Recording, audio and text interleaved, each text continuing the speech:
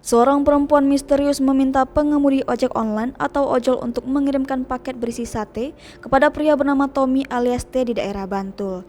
Namun siapa sangka sate tersebut ternyata mengandung racun potasium sianida. Paket yang semula ditujukan untuk menghabisi Tommy salah sasaran dan malah menewaskan putra dari pengemudi ojol Naba Faiz Prasetya alias NEP 8 tahun. Dikutip seribuku.com dari Tribun Jogja, rupanya Tommy bukanlah orang sembarangan.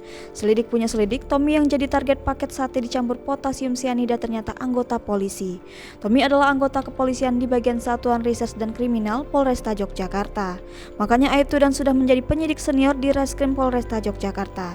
Informasi itu dibenarkan oleh Kasubag Humas Polresta Yogyakarta, AKB Timbul Sasana Raharja kepada tribunjogja.com Minggu 2 Mei 2021. Ia menjelaskan T berpangkat Aibtu dan kini masih berstatus sebagai penyidik senior di Satreskrim Polresta Yogyakarta.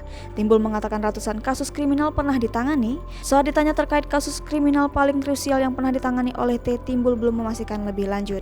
Penelusuran Tribun Jogja, T pernah mendapatkan penghargaan dari Polda DIY pada 2017 silam sebagai penyidik terbaik. Timbul pun membenarkan adanya informasi tersebut dan menegaskan bahwa T memang penyidik senior dengan kinerja yang baik. Namun demikian, Timbul belum memastikan sudah berapa lama T bertugas sebagai penyidik Satreskrim Polresta Yogyakarta. Menurut Timbul, selama mengabdi di jajaran Satreskrim Polresta Yogyakarta, T dikenal ramah dan baik kepada siapapun. Ia cukup terkejut lantaran ada seseorang yang mengirim paket sate beracun ke rumahnya yang pada akhirnya justru salah sasaran dan menelan korban bocah berusia 10 tahun bernama Naba Faiz Prasetya, warga Bangun Harjo Sewon, Bantul.